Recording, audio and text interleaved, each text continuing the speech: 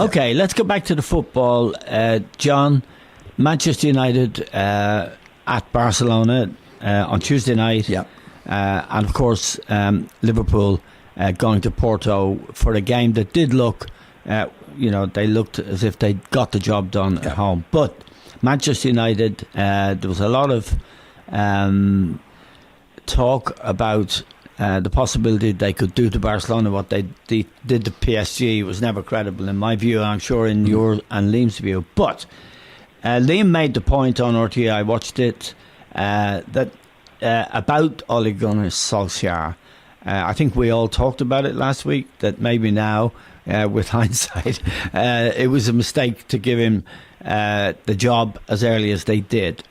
However, I think Liam made the point, no matter who gets that job, John, and this was evident, I thought, against Barcelona, they don't have the players to be a contending club in the Premier League for the foreseeable future. Really, we're talking 2, 3, 4 years.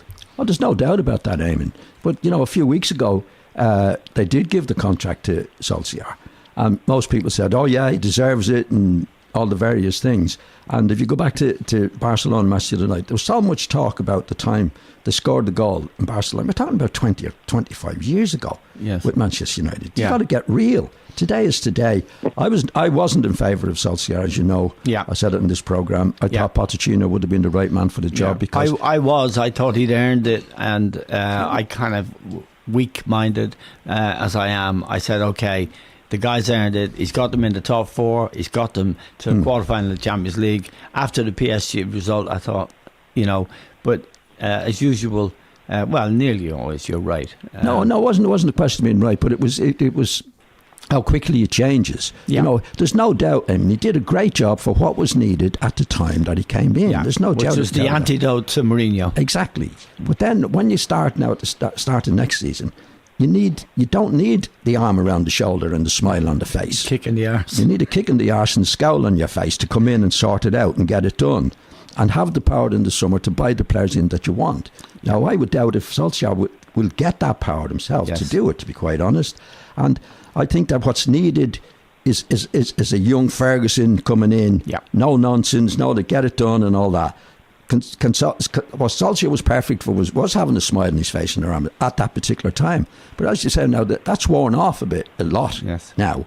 Is he going to be hard enough? We don't know. I might be unfair on him that he might be hard enough to do what's needed to do, but I doubt it. Whereas if you'd have got Pochettino in or some established managers, not that many around, they're going to do it. They've got the right stuff. Yeah. Liam, you were quite emphatic about the players in particular at his disposal. They just don't have it, do they?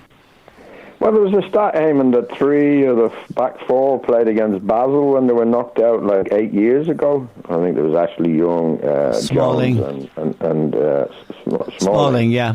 And I think that says it all. They've had a number of centre-halves go in there and haven't been good enough, down to Van Gaal and Mourinho. And Mourinho, yeah. Yeah, down to Van Gaal and Mourinho. A number of centre-halves have gone in and haven't been good enough.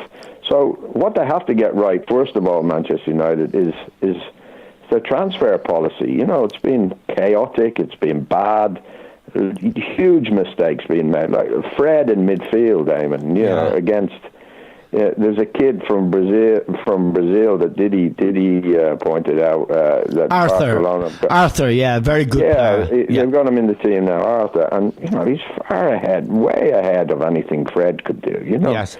So I don't know whether it's down to getting a really top director of football who has a track record in the transfer market, but certainly under Ed Woodward's policies, in coordination with the various managers they've had, it hasn't worked at all, and that needs to be put right to give any manager a chance, not only Solskjaer, but any manager.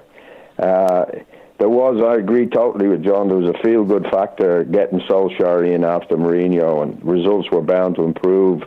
But, you looked at them the other night, they're way off the pace, absolutely way off the pace. And it needs wholesale change there. I would imagine you'd be inclined to keep the younger elements in the team, but the likes of Sanchez and Matic, Mata, Pogba. I think they've all got to go, to be quite honest. Generate some money to bring some new players in. Yeah, well, John, according to Pogba's agent, he might be prepared to go to Real Madrid, but it would cost Real Madrid 130 million. Yeah. That kind of junk talk, really. I mean, Pogba isn't the real deal. But it could happen, though, Eamon. It could happen. I mean, Manchester United paid 90 million for him. Yeah. And if the president in Real Madrid has the power that he's had in the previous times, he might think he's the best thing since sliced bread, And John, can I come in there and ask you a question? If you were Zidane watching that, say to the president, I want him, I really want him to make my team better. Yeah. If I was Zidane, would you? No, I wouldn't have him at any price, Liam. Pogba. I'm only saying Zidane has come in, I think, on a contract. I think Eamon said to me the other day that the president has one choice out of three. What's being reported in Spain, and the Spanish newspapers do have access to good information, is that Zidane has insisted that as a condition of him going back to Madrid, that he would get to pick two of every three players that comes in. Yeah, exactly. So Pogba might be the third. Exactly. That's the way. Like it's a crazy situation. I mean, as you know, it's always been like that at Madrid. Yeah, always. And they've luckily enough been able to buy the best players in the world. Yeah. And they were right. They were good value for the money that they spend.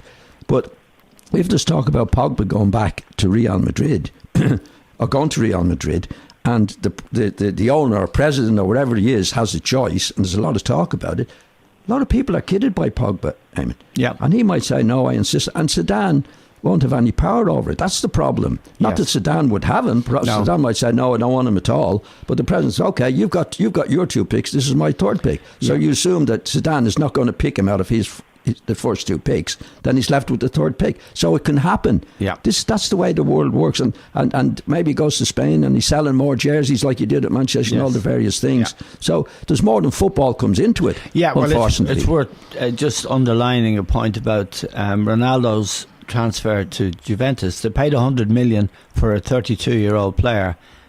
They got the 100 million back in shirt sales in the first 2 months. So that is a point. Now, fair. He's delivered on the pitch as well, Liam. Oh, very much so, Liam. I'm not in any way returning to the... No, I just thought I'd add that to the... Yeah, no, he has. And even the other night he did, and he's been magnificent.